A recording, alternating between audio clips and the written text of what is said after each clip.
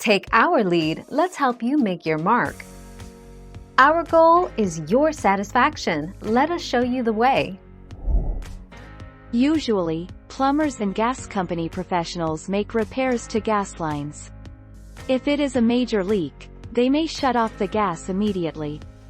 They will then conduct the proper testing to locate the leak.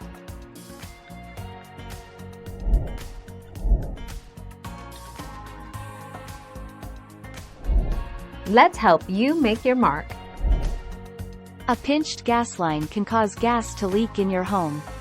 Even though you can turn off the appliance, unhook it to stop it from leaking gas, you will still need to call qualified and licensed plumbers for gas line repair. 24 December 2018.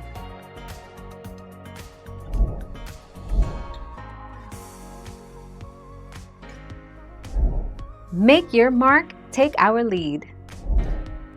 Luckily, natural gas leaks are rare.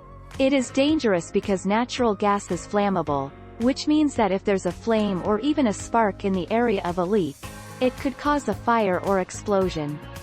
A natural gas leak can happen if a gas pipe is damaged or a fitting is loose. Thank you for watching. Please subscribe and hit the bell notification.